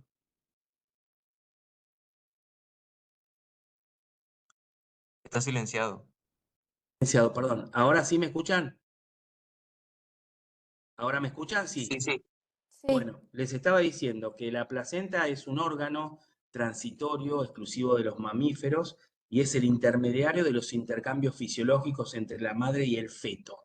Está constituida por una parte fetal, obviamente, que se llama corion, y una parte materna que se llama decidua basal. Bien, o sea, corion y decidua basal va a estar constituida la... Pero, ¿qué pasa? Que no puedo pasarla. Ahí estamos, ¿sí? Acá vemos cómo está constituida la placenta, ¿m? Con la cara fetal, la cara materna. recuerden que tienen la forma de una torta con distintos cotiledones. Por el centro van a transcurrir lo que es el cordón umbilical, las arterias y la vena umbilical. Recuerden la posición normal o habitual del feto, que es en la parte media del útero, la placenta con la cara fetal, el feto y la decidua basal, ¿sí? Acá tenemos, como vemos, lo que es la placa coriónica, el amnios, las arterias, como dijimos, y los cotiledones, que son aproximadamente entre 10 y 15, de acuerdo al tamaño y a la forma de la placenta. Como dijimos, tiene una forma de torta, habitualmente tiene un tamaño o un diámetro entre 15 y 18 centímetros, el espesor siempre lo medimos, tiene 1,5 a 2 centímetros, hablando de placentas normales. Acá estamos viendo la cara fetal, miren el cordón umbilical y las venas umbilicales, cómo están ingurgitadas, esto es normal. Tenemos las membranas ovulares, que son lisas, brillantes y transparentes. Por supuesto que seguimos un esquema de macroscopía clásico para estudiar la placenta, que es, se hace un corte en la unión entre la cara fetal y la cara materna, se va a dar otro corte en lo que es el cordón umbilical y por supuesto la parte del corio y del amnios. Y si vemos alguna patología aparte o vemos alguna alteración de la coloración, también vamos a dar algún corte para estudiarlo, ¿sí? Acá tenemos vista desde la cara materna, en el cual vemos los cotiledones, que parece una torta. En este caso, por fuera está abierta, obviamente, lo que es las membranas ovulares. Y acá tenemos el feto, con el cordón umbilical, la placenta y lo que es el saco gestacional, ¿sí? Por supuesto que la placenta va a estar constituida por vellosidades mayormente, no importa, tenemos la placa coriónica, las vellosidades coriónicas, los vasos sanguíneos, el estroma, no me interesa que lo sepan, esto es patrimonio de los anatomopatólogos. Sí sepan que acá tenemos las vellosidades, que se las van a clasificar de acuerdo al trimestre, vellosidades del primer trimestre, vellosidades del segundo trimestre y vellosidades del tercer trimestre. Lo sabemos los patólogos. Si a medida que evoluciona en el tiempo y llegamos al tercer trimestre, las vellosidades son más chiquititas y más vascularizadas. Entre medio de las vellosidades puede aparecer este trofoblasto, que se llama trofoblasto intermedio, que son células un poquitito más epitelioides, y de acá se los estoy remarcando porque aparece un tumor que es poco frecuente, pero se llama tumor del trofoblasto intermedio, que suele ser maligno. Nada más que eso tienen que saber. Acá vemos las vellosidades del segundo trimestre, que comienzan a ser más pequeñas, más vascularizadas, y a medida que va evolucionando en el tiempo se hacen más chiquititas, más vascularizadas, y con un revestimiento parcial del citotrofoblasto. Acá tenemos el cordón umbilical, con las arterias y la vena, y lo que es la gelatina de Wharton. Esto es normal. Cuando hay infiltrado inflamatorio en el cordón umbilical, es una inflamación del cordón umbilical que se llama onfalitis, ¿sí? ¿Cuáles son los trastornos más frecuentes del embarazo? Tenemos que clasificarlos en trastornos del embarazo precoz, antes del tercer a cuarto mes, y trastornos del embarazo avanzado. Por supuesto que son mucho más frecuentes los trastornos del embarazo precoz. Y acá tenemos lo que se llama aborto espontáneo, ¿sí? Que es la pérdida del producto de gestación o del embarazo antes de las 20 semanas. La mayoría ocurre antes de las 12 semanas, ¿sí? Miren el porcentaje, es muy frecuente. 15% de las embarazadas tienen abortos espontáneos, sin causa aparente. Todo esto que ustedes ven acá lo estudiamos los anatomopatólogos. Esto se estudia en anatomía patológica, el aborto espontáneo. El aborto provocado también, lamentablemente, lo estudiamos. Salvo que tenga algún conflicto médico-legal que puede ir a la asesoría pericial, pero lo solemos estudiar. Las causas de esos abortos espontáneos pueden ser causas fetales o causas maternas, o mixtas, ¿no? Por supuesto. Las fetales habitualmente son anomalías cromosómicas, aneuploidía, poliploidía, translocaciones, y las maternas son defecto de la fase luteínica, recuerden que es cuando secreta la progesterona y mantiene al feto unido al endometrio, las pacientes diabéticas, trastornos de la coagulación, anomalías uterinas, síndromes que afectan la vascularización, también infecciones por bacterias y por virus. Eso lo van a ver cuando cursen infectología, ¿sí? Bueno, ya habíamos hablado del embarazo ectópico, pero habíamos hablado específicamente del embarazo ectópico tubárico. Recuerden que el embarazo ectópico es la implantación del feto, del embrión, o sea, embrión-feto, en cualquier sitio distinto de la zona intrauterina normal. El 90% habíamos dicho que ocurría en la trompa uterina y ese 90% habíamos dicho los distintos sitios de la trompa uterina. Le sigue ovario, cavidad abdominal, porción intrauterina de la trompa uterina. ¿A qué está asociado? ¿Cuáles son los factores predisponentes? La enfermedad inflamatoria pélvica, ¿sí? Que puede venir con una cicatrización tubárica, por una salpingitis, una apendicitis complicada que pueda adherirse a la trompa uterina, una endometriosis, que lo dimos la semana anterior, cirugías previas y el famoso DIU que habíamos hablado. Fíjense que es frecuente, 1 cada 150 embarazos. O sea, miren si no es frecuente el embarazo ectópico. Habíamos dicho que las zonas más frecuentes, que era la trompa uterina en el 90%, le sigue el ovario. ¿Y cómo lo diagnosticamos? Habitualmente, como dijimos que la localización más frecuente es la trompa uterina, vamos a ver una trompa agrandada, llena de sangre, que se llama hematosalpinx, va a haber ausencia de desidualización, acá vemos el saco gestacional y esto blanquito, este porotito que vemos acá, se ve así como un porotito, es un embrión, ¿sí? El saco gestacional distiende la trompa y la rompe, produce una ruptura con una hemorragia intraperitoneal masiva que puede matar a la paciente. La mayoría de los casos, la mayoría se reabsorbe. O sea que más de una vez puede tener un embarazo ectópico que se reabsorbe en la trompa, pero puede romperse. Trastorno del embarazo tardío, o sea, cuando ocurren después del segundo trimestre o el tercer trimestre, acá ya hay anomalías en la placenta, interrupción completa del flujo sanguíneo, del cordón umbilical, hay nudos constrictores o compresión, infecciones ascendentes, sobre todo con ruptura de las membranas ovulares, la hemorragia retroplacentaria, o cuando se desprende el miometrio, la mala perfusión. Y acá tenemos las distintas placentas, ¿sí? Tenemos placentas gemelares, que puede ser dicoriónica, diamniótica, que acá serían los mellizos, que pueden ser de distinto sexo, tienen 2 corión y 2 amnios. O puede ser dicoriónica, diamniótica, o sea, exactamente igual a esta, pero están fusionadas. ¿Ven que se fusionan? Que siguen siendo mellizos. En este caso ya empezaríamos a hablar de gemelos. ¿Por qué? Porque es monocoriónica, un solo corión, diamniótica, ¿sí? Que serían los gemelos clásicos, los cuales tienen distintas bolsas y crecen distintamente en distintas bolsas. Y después tenemos el más problemático, que son las placentas monocoriónicas, monoamnióticas, en el cual los fetos o los embriones no están separados por una membrana, y acá es donde ocurren los ¿cómo se llaman? Las uniones de los fetos, si me fuera para los fetos, los siameses, ¿sí? En este caso ocurren los siameses, en este tipo de placentas. Acá tenemos, bueno, las placentas gemelares, miren los cordones cómo se están cruzando, a veces son difíciles de ubicarlos. Acá tenemos una placenta biamniótica, bicoriónica, gemelar.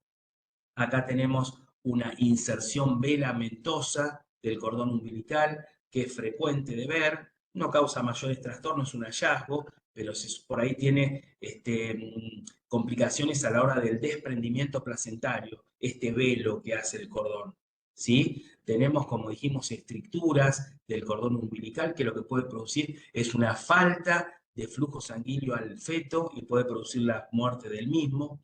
Tenemos lo que se llama espiralización o cordón en espiral, que también puede matar al feto, inclusive el feto en estadio avanzado. En este caso, el feto tiene mucho tiempo de muerto en el útero, por eso está prácticamente macerado y la mamá no se dio cuenta. Y tenemos anomalías de implantación de la placenta, que quiero que lo sepan a esto.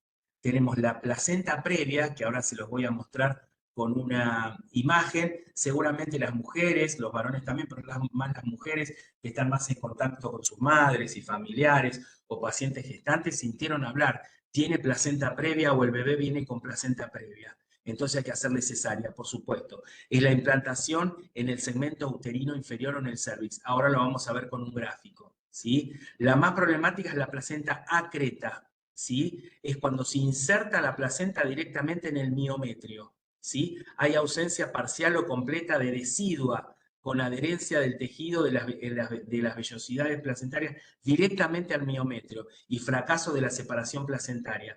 Esto lo vemos, no te digo que muy frecuentemente, pero lo vemos. Y acá, ¿qué es lo que se hace lamentablemente? Si no, la mujer muere desangrada durante la placentación. Lo que se hace es una histerectomía. ¿Por qué? Porque la placenta no puede desprenderse porque las vellosidades se adhieren directamente al miometrio, ¿sí? Y acá tenemos, entonces, miren, una placenta, esta es la placenta normal, ¿sí? De inserción normal. ¿La ven acá? Esta sería la placenta normal, con una inserción normal. Acá tenemos la placenta previa, ven que está directamente unida al segmento inferior, al canal del parto, por lo tanto el bebé no puede pasar por acá, hay que hacer cesárea. Acá tenemos lo que se llama abrupto placentario, en el cual debajo o detrás de la placenta hay un coágulo, que lo que puede producir es un desprendimiento precoz de la placenta. Y acá tenemos, si ustedes prestan atención al C, por favor, préstenme atención. Ven que en el A hay un pequeño, una pequeña línea azul que separa el miometrio, en cambio en el C no está esa línea azul. ¿Por qué? Porque la placenta, se implanta directamente al miometrio. Esto se llama acretismo placentario. Acretismo placentario. Y se lo va a clasificar si esas vellosidades se implantan en la parte superficial del miometrio, en la parte media del miometrio o en todo el miometrio. Cuando más arraigada está y más profunda el miometrio, peor pronóstico. De ahí el término de acretismo que se llama incretismo, acretismo, incretismo, hipercretismo. No tienen que saberlo, solamente sepan el acretismo. Bien, acá lo tenemos, miren la placenta previa que ven que se ve, el fondo del útero, ¿lo ven acá? Acá ven el cuello del útero y miren, la placenta debería estar implantada acá, miren dónde está. Está obstruyendo el canal del parto, miren el cordón hacia dónde está. Acá si no hacen cesárea muere el chiquito y la madre también, desastre. Acá tenemos una placenta increta o acreta, pero que está adherida en el tercio superior, superficial, perdón, del miometrio, por lo tanto es difícil de que se estirpe la placenta, pero es más fácil si es un acretismo más severo. Podemos tener algún lóbulo accesorio de la placenta que también es fisiológico, y las infecciones placentarias que pueden ocurrir a través del canal del parto, que es lo más frecuente, habitualmente bacteriana, y puede ser también a través de una vía hematógena o transplacentaria a través de los microorganismos que se llaman TORCH, que lo van a ver en microbiología, que es la toxoplasmosis, otros que incluyen sífilis, TBC, listeriosis, la rubeola, el citomegalovirus y el herpes simple, el grupo TORCH. Lo van a ver más adelante. Acá tenemos las infecciones placentarias. Miren que habíamos dicho que las membranas son lisas, brillantes y transparentes. Acá son de color verde. Cuando vemos placenta o membranas verdes, decimos esto está infectado. Lo estudiamos, miren el corio y el amnio, están llenos de polimorfonucleares. Esto es una corioamioitis aguda, con inflamación de la placenta. Acá ya compromete las vellosidades y se llama villitis aguda, ¿sí? Acá tenemos dentro de la placenta estas áreas blancas, que son infartos placentarios, son muy común de ver, sobre todo en placentas que pasan el tercer trimestre, por eso se recomienda que el chiquito nazca dentro de las 36 a 38 semanas. Cuanto más vieja es la placenta, más focos de infarto tiene y más complicaciones puede tener. ¿Listo? Todo lo que les dije lo van a volver a ver en obstetricia. Ahora sí me prestan atención, por favor, ¿sí? Son los últimos 10 minutos y ya terminamos. Nada más que les pido atención acá. Vamos a hablar de enfermedad trofoblástica gestacional. ¿Qué quiere decir esto? Que son enfermedades que ocurren exclusivamente en el embarazo, ¿sí? Las enfermedades trofoblásticas gestacionales abarcan un espectro de tumores y condiciones pseudotumorales o similares a tumores, caracterizados por proliferación del tejido placentario. tanto vellositario o velloso o trofoblástico. ¿Qué grupo de enfermedades son las que, si yo le digo en el parcial, bueno, háblame de enfermedades trofoblásticas gestacionales y se me quedan mudos, lo más probable es que desaprueben el examen? ¿Estamos de acuerdo? ¿Cuáles son esas enfermedades del trofoblasto? La mola hidatiforme, que puede ser completa y parcial, la mola invasora, que es el más problemático, el coriocarcinoma, ¿sí? Y el tumor trofoblástico del sitio placentario. Todas estas lesiones se relacionan con una gravidez y tienen capacidad de producir hormona coriónica gonadotrófica, ¿sí? O sea, para que ocurra esto tiene que haber un embarazo, bien, que se degenera o fuera lo que fuera, tiene que haber un embarazo. Vamos a empezar a hablar de la mola hidatiforme. Se llama mola hidatiforme, ¿por qué? Porque hay una tumefacción quística de las vellosidades coriónicas, acompañada por una proliferación trofoblástica variable. ¿Qué importancia tiene? Que suele asociarse o puede evolucionar a una mola invasora, que es mucho más problemática, y a un coriocarcinoma que puede dar metástasis. Es más frecuente, y es tal cual lo que dice acá, se ve más frecuentemente en niñas o adolescentes en los extremos de la vida y en perimenopáusicas, o sea, embarazos muy tempranos y embarazos muy tardíos. Es mucho más frecuente en los extremos de la vida fértil de la mujer. Puede ser completa o puede ser parcial, eso se hace en base a la genética, que ahora lo vamos a hablar. La mola completa, presten atención a esto, por favor. ¿Me están escuchando, chicos, o no? ¿Están todos dormidos? Sí, pero Sí, sí. ¿Sí? Bueno, hagan un último esfuerzo, ¿sí? Así lo vamos entendiendo. Miren esto. La mola completa, ahora lo vemos. Resulta de la fertilización de un óvulo que ha perdido sus cromosomas. Y el material genético es de origen totalmente paterno.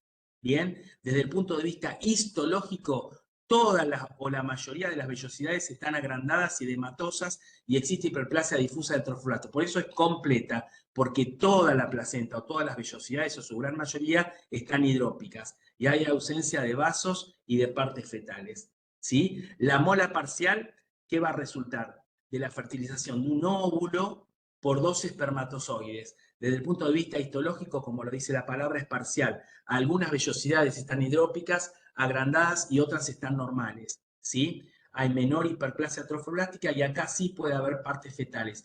Es muy raro que el feto llegue a estadios avanzados o a nacer normalmente, es prácticamente imposible, por más que sea una mola parcial. Y acá tenemos, miren, la mola completa. ¿Qué habíamos dicho que ocurría? Ocurría cuando un espermatozoide fertiliza un óvulo que no tiene cromosomas. Por lo tanto, ese espermatozoide se duplica y produce una mola homocigótica, por la cual esa mola homocigótica proviene exclusivamente de la línea paterna, o sea, es exclusivamente paterna porque no tiene cromosomas ese óvulo, ¿sí? Esa es la mola completa, digamos. Puede ser la mola completa también que se origine de un espermatozoide o dos, en este caso era un espermatozoide o dos espermatozoides, X o Y, o sea, una dispermia, siempre con un óvulo vacío, y va a dar cromosomas XX o XY. Bien, y eso también es una mola heterocigótica porque va a tener cromosoma XY. La mola parcial, como habíamos dicho, acá sí tiene carga genética el padre y carga genética la madre, ¿sí? La madre tiene 23 cromosomas el óvulo y 23 el padre. Habitualmente proviene de una dispermia, ¿sí? Esa dispermia suele tener 69 cromosomas triple X, 69 cromosomas XY o XY, que es muy raro. Eso sería la genética de esta mola. ¿Cómo se manifiesta? Habitualmente es un útero agrandado de tamaño, que va a tener estas estructuras. Yo les pido, no sé si lo han visto en el práctico, pero son como si fueran uvas. Las uvas chinches de acá del monte son uvitas. Inclusive la paciente suele expulsarla por el útero. Y ustedes le hacen una ecografía y van a ver todo el útero lleno de racimos de uva.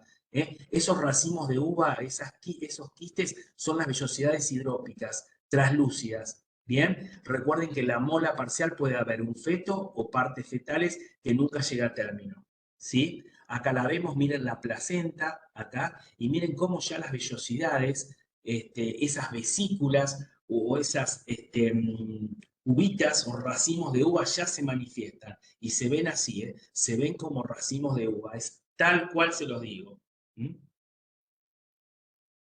Hacemos el diagnóstico, por supuesto, que en la histología, los patólogos somos los que certificamos el diagnóstico, ya supuestamente viene la mayoría de las veces con una supuesta mola, porque ya la ginecóloga, la obstetra, ya se da cuenta ecográficamente y al hacer el raspado uterino ya se da cuenta que puede ser una mola y viene como sospecha de mola.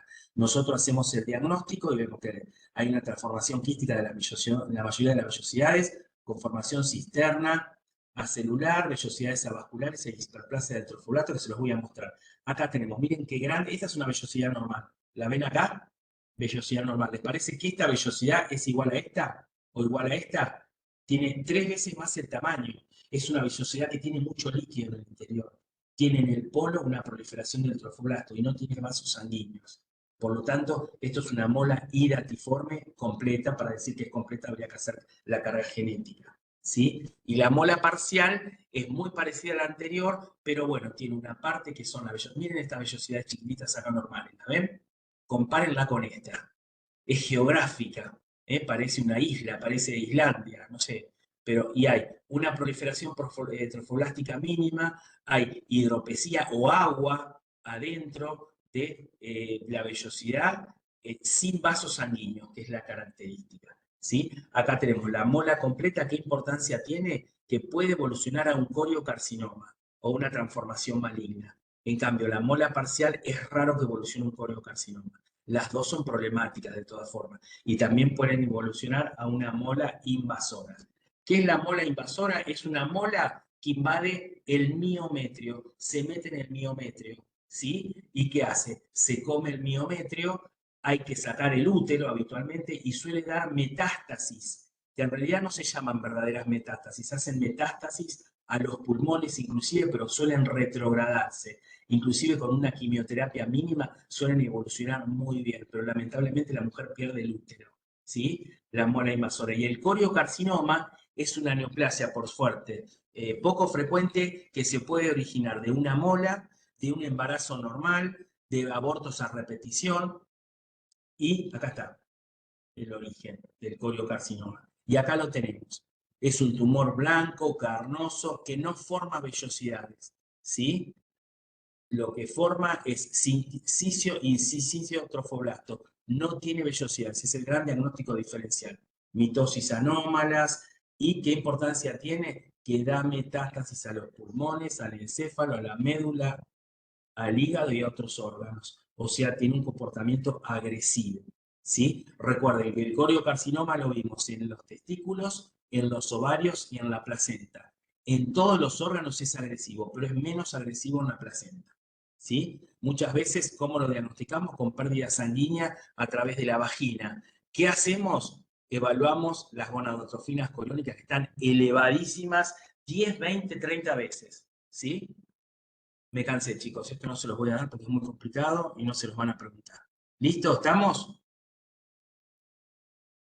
Sí. ¿Alguna duda?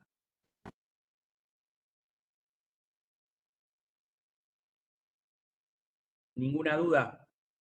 Bueno, la clase próxima, chicos, es patología mamaria. A mí me gustaría que traten, por favor, de venir, porque es un tema sumamente importante.